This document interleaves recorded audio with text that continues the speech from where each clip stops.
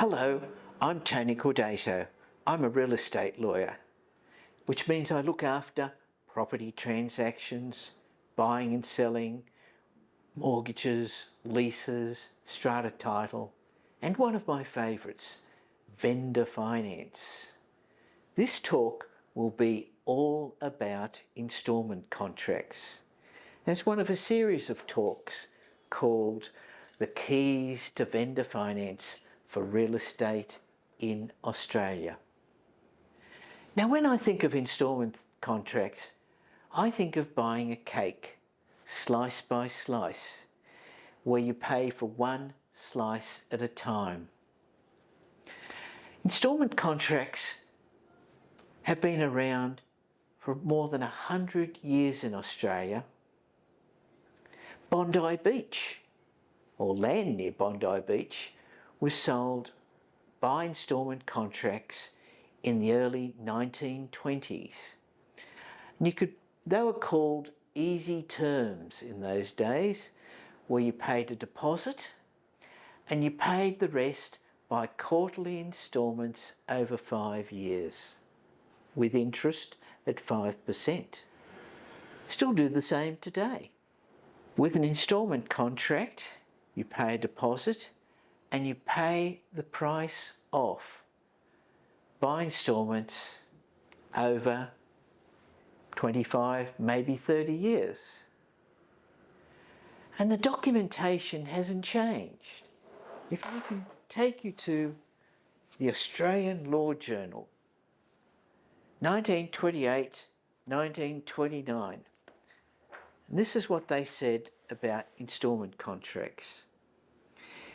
In a large proportion of agreements for the sale of land nowadays, the purchase price is payable by instalments, sometimes extending over a number of years. This is particularly so with regard to sales of vacant land. Same today. So how does an instalment contract work? Well, let's take an example.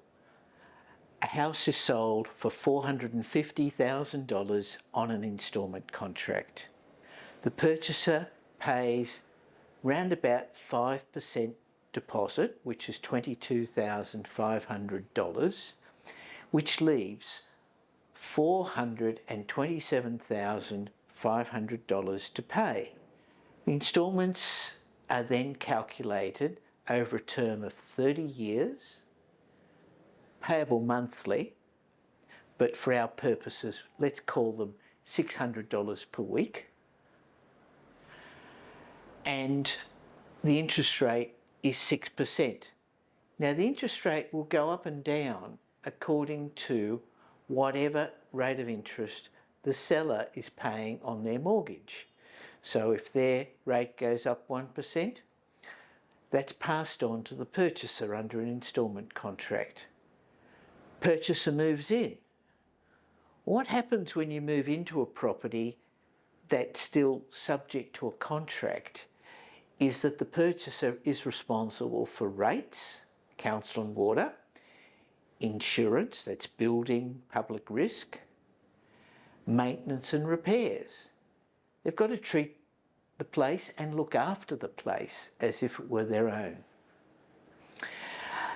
And they continue to do this until they build enough equity in the property, now which might take somewhere between 5 to 10 years, depending on whether prices rise quickly or slowly in that area.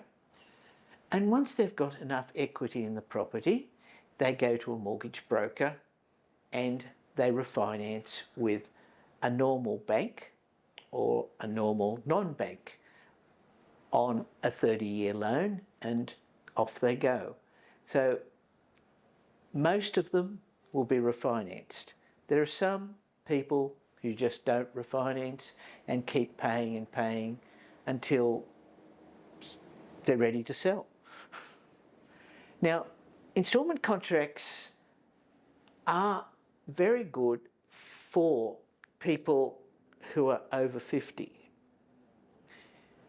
You know why? because they can't borrow a 30-year loan. Once you're over 50, you can only borrow a loan up to the date of retirement. So at age 50, you can borrow a loan which is repayable over 17 years. Well, that's not good enough for most people because the repayments are too high. So they're excellent for that kind of loan, for that kind of person.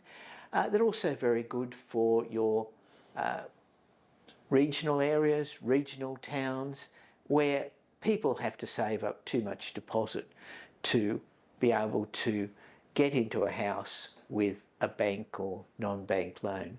So